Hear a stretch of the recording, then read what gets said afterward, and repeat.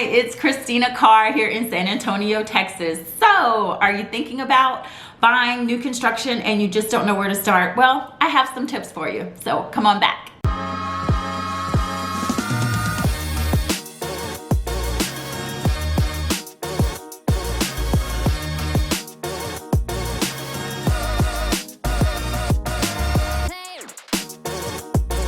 Welcome back.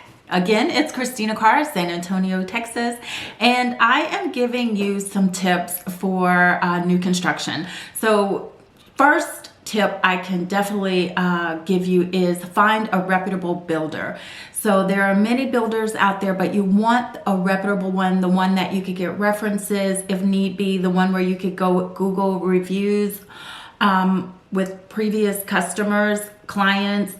That's the first rule of thumb, because you want a builder that's knowledgeable about the market. You want a builder that's knowledgeable about what's going on in the neighborhood, can really give you all the details and answer any concerns that you have. So that's the first tip I have, is find a reputable builder.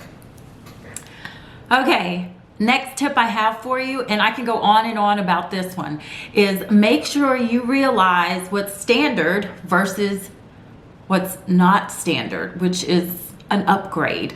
So a lot of times you're driving by, and I've had this happen so many times where someone calls me and say, hey, I saw a new construction home and they're advertising it for $150,000.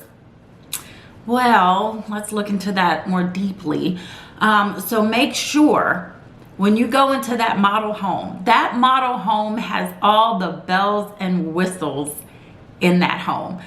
You have things that are upgrades, you have things that are features that are standard, features that are upgrades. So make sure you know what's standard versus an upgrade. And usually a builder has what is called a feature sheet. So you can ask the builder for that, the salesperson that's in the office.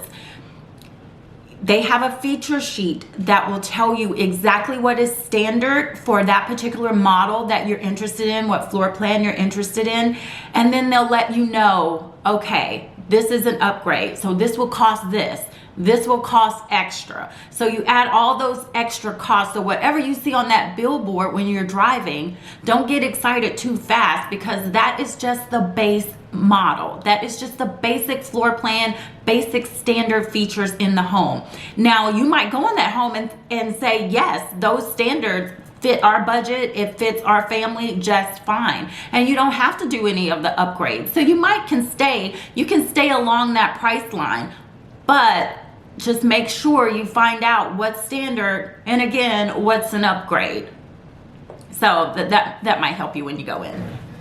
Another tip for you as a buyer going into a new construction home is just realizing that the salesperson in that model home represents the builder. The lender, their preferred lender, is working for the builder. So make sure you cross your T's and dot your I's. Get you a realtor to represent you. I know it's easy to go in and talk to the salesperson and you get the feels and you just want to go ahead and sign that contract, but make sure you have a realtor that represents you, that represents on your side, because you don't know what questions to ask, because you're a new first-time buyer. If you are a new first-time buyer and you're going in, you don't know all those questions that you need to ask, those questions that need to be answered.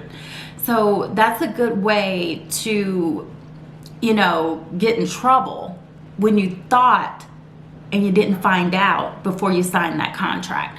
So it's good to have a realtor. And another thing, you don't pay the realtor anything. The builder pays the realtor. And another myth is if you use a realtor, that takes away from your funds for incentives. No, let's put that to rest. The builder has funds for incentives for their buyers, whoever they sign contracts with. And then the builder has funds for paying realtors. So you don't have to worry, but just get a realtor to represent you. So that's the most important thing. You need somebody that's going to have your back, who's going to answer those questions for you, who can go out and look at the house when you're not able to, who's able to take pictures of what's going on with the house. If you're out of town, you live far away and you can't look, let that realtor be your eyes and ears to your new home. Another tip for you is find out what your warranties are. That's a good question. How am I covered once I sign the contract? Do you have a 10-year warranty that covers the foundation, that covers the frame, that covers the roof? What does it look like on the inside with the appliances? If something breaks down within a year, do I have, what's the next step? Who do I need to call? Is it you? Is it the warranty company? Who do I need to call? So find out about all those warranties before you sign any paperwork. You need to have these questions answered. I hope some of these are helping you. Put in the comments if this is something new that you've heard, or you've heard it before and you just like the content. Then please subscribe if you're digging the content I am giving. Another tip for you is find out if you have landscaping. Some builders do not provide this. Some provide it front yard, you have to deal with the backyard. Or it provides all the way up to a certain distance and you have to figure out the rest. So that's another question. A lot of people think, oh, it comes with the fence. Oh, it comes with the landscaping, that automatically. No. Find out all of those things before you go signing the dotted line and giving your earnest money or your down payment to take the home off the market so no one else can get that address. Find out all those details because it's very important, especially when you're in a binding contract with a builder. It's very important you get all the information you need that can help you make that decision on whether this is the builder for you, this is the neighborhood for you. Find out about the amenities. What's included in the HOA? Is there a HOA? How often do you pay that HOA? So these are definite questions that you need to be asking the salesperson, and they should be very knowledgeable about all of this information. And also another question to ask, is there anything going to be built in the back, especially if you have a green belt in the back and you think, oh, I have no neighbors in the back. And then a few months later, a new phase opens up for building and they're going to put a house behind you. So find out all of those details. And like I said, the salesperson should be knowledgeable enough to know.